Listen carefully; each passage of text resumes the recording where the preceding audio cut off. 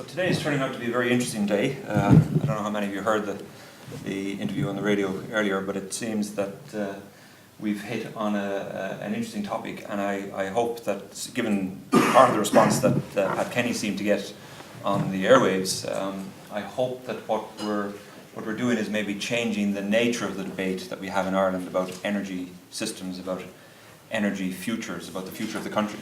And we want to try and, our main focus is to try and deepen that debate so it reflects some of the facts about where we are and where we might be able to get to. That's really where we're coming from. A little bit about the Ecology Foundation, and our main focus is very much trying to find pragmatic solutions to challenges that we're facing. I think our commitment would be, in no particular order, but would certainly be to Ireland's continued and renewed economic growth, fundamental. Our commitment would be to a low carbon future, fundamental. Our commitment would be to climate change solutions, fundamental. That's why we are the Ecology Foundation. But we're also pragmatic. We're engineers, we're economists, we're business people, and we understand that to get ourselves to the future, you're going to have to work through the existing system. And that places great focus on what are the steps that you need to get through that system. That's what the Ecology Foundation does. I think that voice tends to have a lot of parallels out there in industry and government, and increasingly we hope that we can get that message across to the media so we have a much more informed debate. This report is that we're launching today is part of a series on energy security, which is run through this facility here, but is also part of a series of reports that we ourselves as the Ecology Foundation are releasing.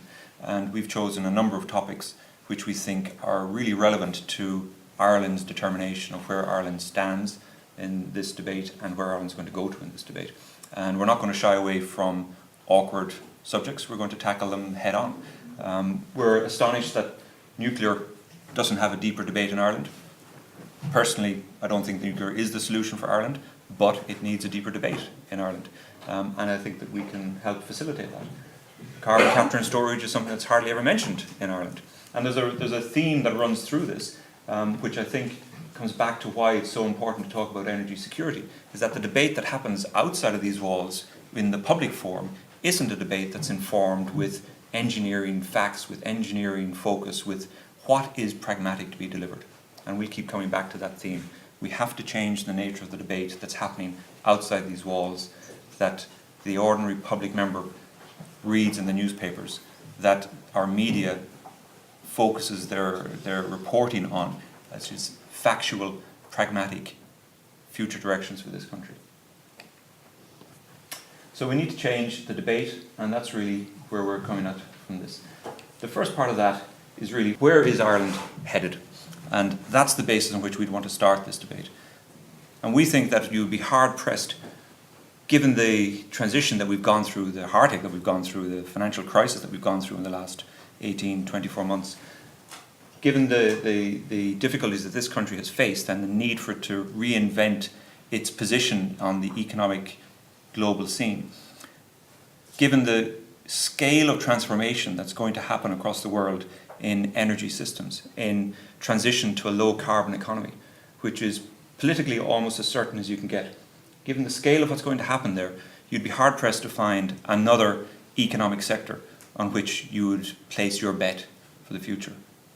When you marry that to the fact that in Ireland we have substantial natural resources in wind, in wave energy, in tidal energy, in biomass, and so many other things, again you'd be hard pressed not to choose the green economy as the anchor for Ireland's growth.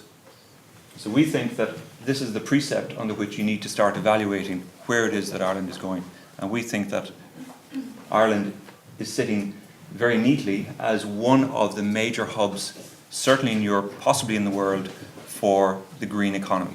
What does that mean? What we mean by that is that we obviously need to have the existing economy, difficulties and all as it faces today, continuing, and we need to stabilise the existing economy, the existing fossil fuel-based economy. On top of that, we need to embark, and we have embarked, on a renewable transformation. One of the things that we continually talk about when we speak overseas is just how much effort has gone into the renewable transformation in Ireland, and the fact that Ireland, as yet, doesn't get any credit for what it's done. And we all see great releases coming from the Middle East, where organisations like Masdar have invested 15 billion to invest in renewable technologies and to bring the World Renewable Energy United Nations base into Masdar, into Abu Dhabi. But yet in Ireland, we've already committed probably 3 times that amount to the transformation of our energy sector, to the transformation of our grid, to a renewable future.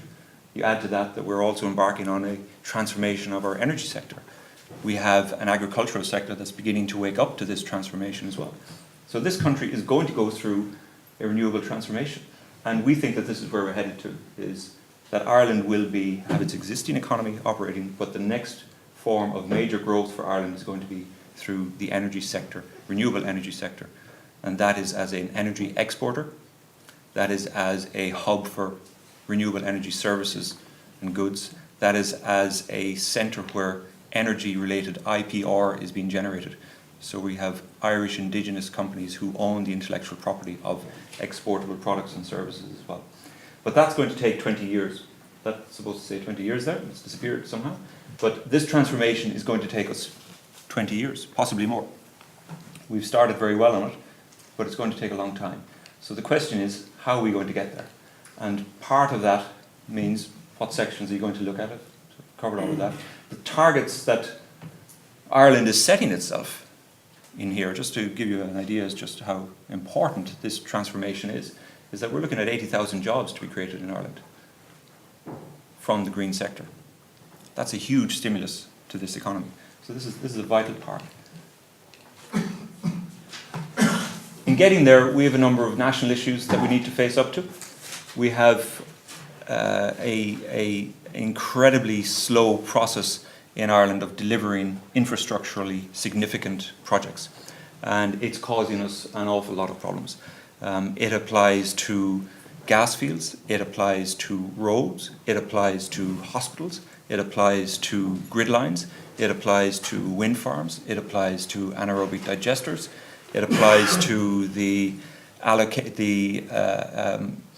nomination of fuel sources for renewable electricity production, which is specifically the definition of what is a waste product and what is a raw material, what is a fuel source. We have an incredibly difficult planning process and regulatory process to bring infrastructural projects to market, and that is a major change that needs to happen. We have in our opinion, we have a lack of understanding of these issues within our civil service, so that we have a difficulty when projects are coming face to face with the people who have to process this through the system. We have a difficulty in different interpretations of what the priorities are, different interpretations of where the country is going. So there's a lot of challenges that we face in this country that we need to step up to, but they're all achievable. And if we focus on what is deliverable within a short period of time, within 2010, we believe that there are a lot of initiatives that can change the direction of this nation, which can get it moving, which can restart the growth that we've had for the last decade. And that suggests that there are certain elements that need to underpin this growth. And we'd summarise it as 3 elements. Maybe the first one, everybody understands financial stability, and that's really the upheaval that we've gone through in the last 2 years. That's resulted in NAMA. That's resulted in national guarantees to the financial sector. These are strategically forced upon us, I guess, but strategically now vital to our future going forward. Equally vital to our future going forward, but never discussed in the public in any great detail, is the requirement for energy security. It is just as fundamental as the financial security that we talk about, the financial stability that we talk about. In many respects, energy security is even more fundamental to society than banking system security. Energy is, after all, the fundamental currency of our society. If you remove energy, everything else crumbles. If you remove energy, hospitals no longer function. You can't transport anything. You can't manufacture anything. The entire system starts to crumble. but we take it very much for granted. That needs to change. That's one of the purposes of this report, and hopefully we can get that message a little bit further beyond these walls where we have a more informed audience, but get that out to the media and start to get that message out to the public. But we think hand in hand with that is that we need to have articulated this national vision, and I think we have a little bit of way to go in that respect so that Ireland understands and agrees on where it is trying to get to. In terms of energy security, we want to have a specific look at the first part, the easiest part of achieving energy security for Ireland. And that brings us to what can often be a very delicate and difficult subject, because the easiest way for us to achieve energy security now is through the Corrib gas field. We have a scenario where us as an Ecology Foundation have a vision of a 100% renewable energy source in Ireland. Some people debate whether or not that's possible at 100%, but let's say it's predominantly renewable energy sources, renewable power generation, renewable transport systems, renewable heat systems in Ireland. But to get there, you require massive infrastructural change. You require massive infrastructural investment. And the program to get there, as anyone who has ever done a building project or an engineering project, the timetable, the project plan, the Gantt chart to get there is a generation long, possibly even longer. What are we going to do to get there? We need to have that energy security to keep our systems going in order to get to that renewable future. Ireland has a particular exposure because in Ireland we have, through a series of decisions that we've made in terms of our energy supply, through a series of, I guess, ignoring certain opportunities that may have been there to us in the past, through a series of growing dependencies on imports, we end up with 96% of our total energy requirement being imported. That is far higher than pretty much everybody else in Europe. It is way over the recognised levels that we should operate on, and it is going to be an increasing problem because we have projected energy increases, energy demand increases in the country, and if we want to achieve renewed growth, and if we want to achieve the sort of targets that we're talking about in regenerating the country, we're going to step that up quite a bit. So it's a huge dependency on fuel imports. And the problem is that our energy makeup is increasingly moving towards gas. Gas is one of the first interim solutions that you would take to lower your carbon footprint, because burning gas for electricity has a 25% to 30% lower carbon footprint than burning coal or oil. So there's a greater shift globally towards use of gas for electricity generation, which everybody's aware of. But as we do that, we find that we are further and further exposed to being at the end of a very long pipeline. There are two main sources of gas in Europe. You have the North Sea from Norwegian and UK exploration, and you have the Russian gas.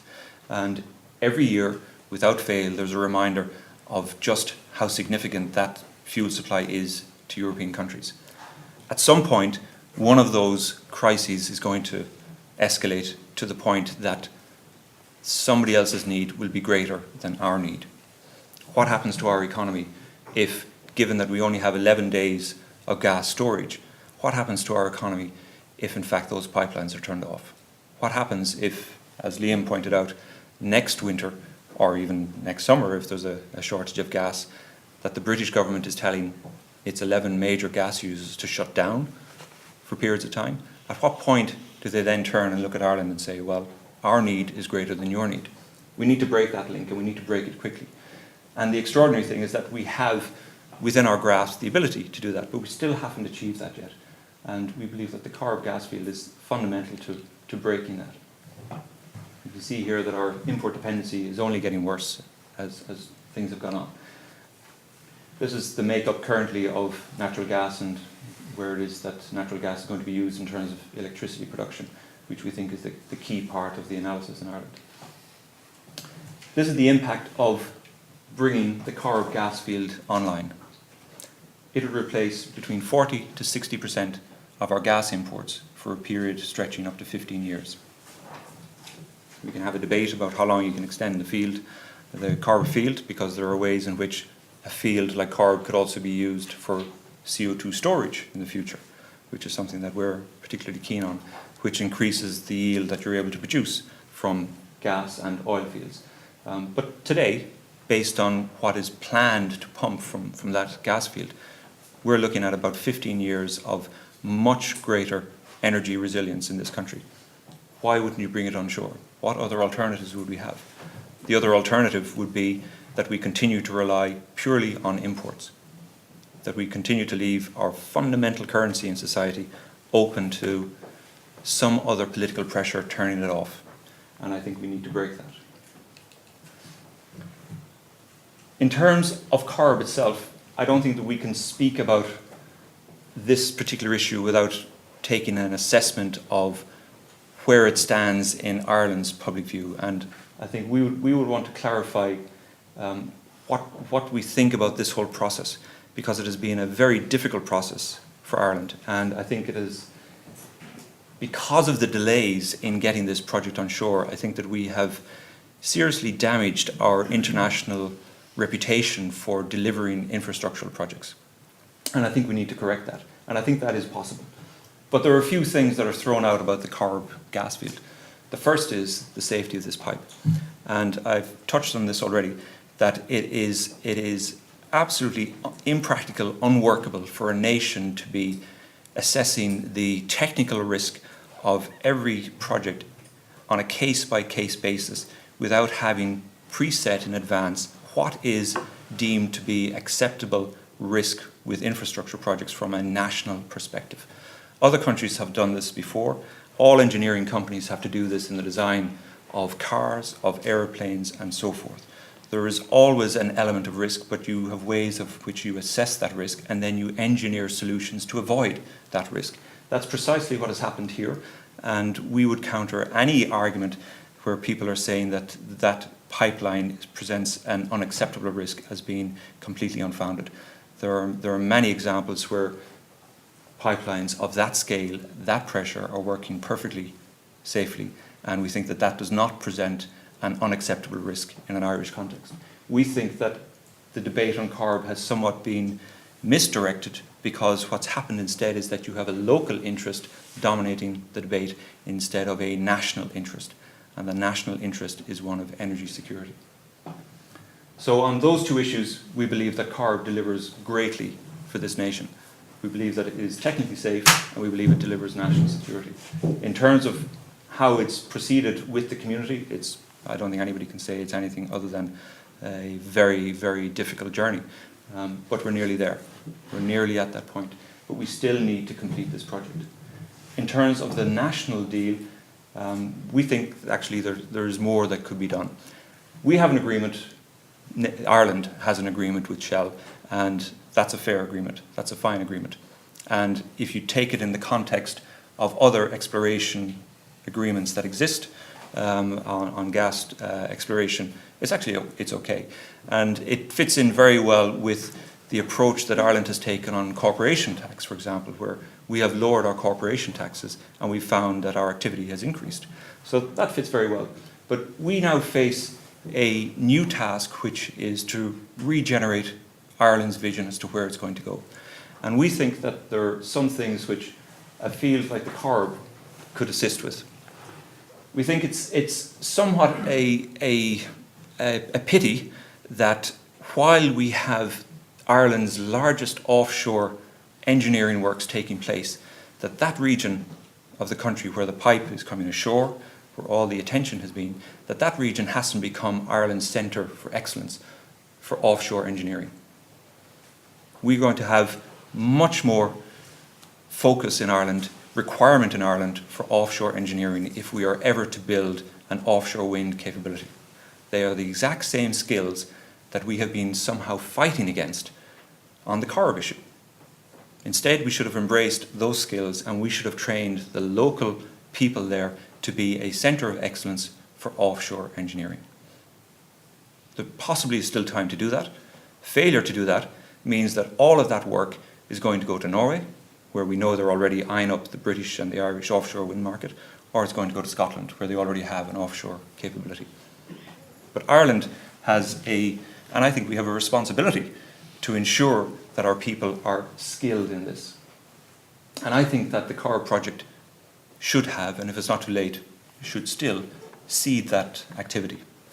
The second thing is that when we talk about projects like the ESB moving to an almost 100% renewables in the next 20 years, when we talk about Bord deciding that they want to be the largest wind producer in the country, when we talk about the rollout of pumped hydro storage in Ireland, which is a key component of making wind efficient and practical for the grid, when we talk about the redesign, the upgrading of our grid so that it can cope with renewables and being the commencement of a smart grid, when we talk about the Spirit of Ireland project, all of them have one major Achilles heel, and that's the funding source.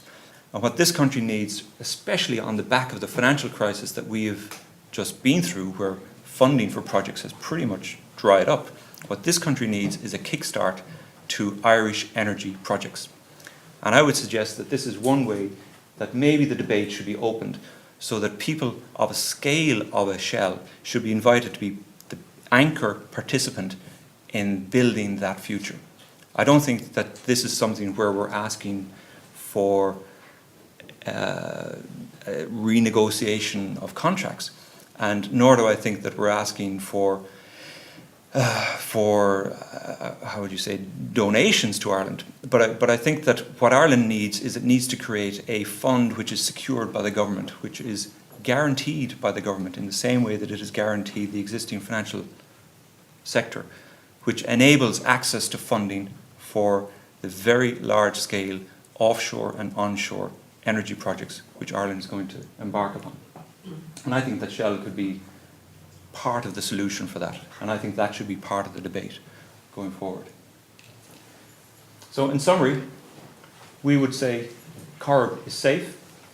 Corrib is the low-hanging fruit to enable us to achieve a great degree of energy security, which is a vital part of what we need to do. And Corrib, I believe, should still play an even larger part than it is currently playing in determining and assisting Ireland's future direction. And we think that gas onshore in 2010 is a vital part of Ireland's task. Thank you.